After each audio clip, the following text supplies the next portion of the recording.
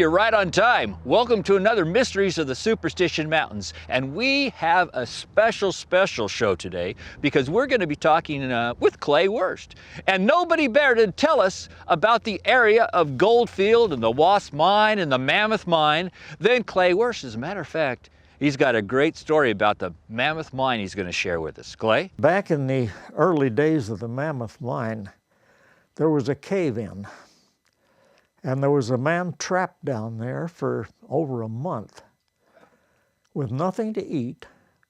There was enough mine water that he had water, and he could tap on a pipe so they could hear up above that there was someone alive down there. This all sounds a little bit too fantastic. So were they able to get to him?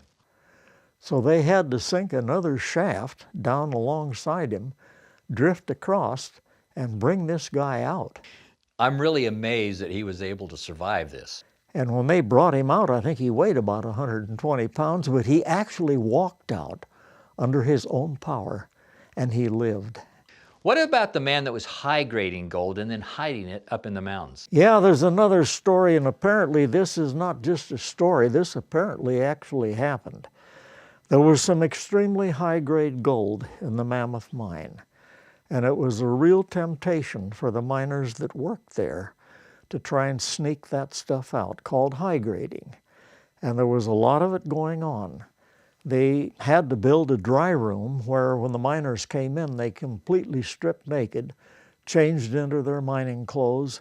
Then when they came out, showered, changed back into their day clothes and went home. But high grading still continued, and there was one man named Al Center who was actually a foreman there. So he was in a position of trust where he had a little more freedom than the miners did. And he began high grading. And of all this seems difficult to understand, but what he actually did every week, he made a trip up to the top of Superstition Mountain and deposited this high-grade gold that he had stolen. And this went on for a long time, and finally they caught him. And the bulls at the mine beat him almost senseless, broke one of his arms that they had to amputate. So what happened to him after he was beaten up? Center got killed. Center went back into the Superstition Mountains and never came out. Okay, do we know why he stole from the mine? But he had a lady friend. He was actually fell in love with a lovely lady from Mesa. But Center had nothing, and she was a woman of refinement. And he felt that he could never ask her to marry him until he had something to offer her. This was his incentive in stealing all this gold. So did anyone ever go up looking for the gold? Bob Corbin, who was the Attorney General at that time, and Tom Collenborn, who is a historian here, tried to follow Center's map up to the top of Superstition Mountain. They actually located Center's camp. They never found the gold.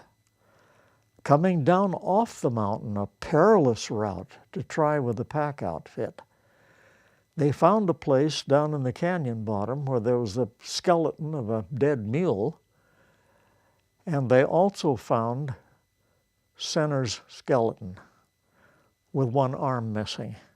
So they knew it was Center. And they buried Center down there. But the question was, when was Center killed? Was Center killed before he managed to move his gold down off the mountain?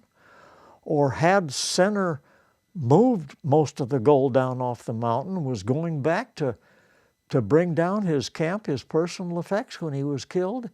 You just don't know. But Corbin and Collenborn made a diligent search to try and find Center's gold up on top of Superstition. Well, Center's gold is somewhere out there. All right, so they found the camp, but they never found the gold. Well, it was amazing because Corbin and Collenborn found Center's camp. and they found his skeleton, and they found the skeleton of a dead mule, but they never found the gold. Well, thanks for joining us for another special episode of Mysteries of the Superstition Mountains. And we'd like to thank Clay Wurst, the owner of the Wasp Mine, who knows everything about this area. And he's going to be sharing more stories with us, sharing more of the mysteries of the Superstition Mountains.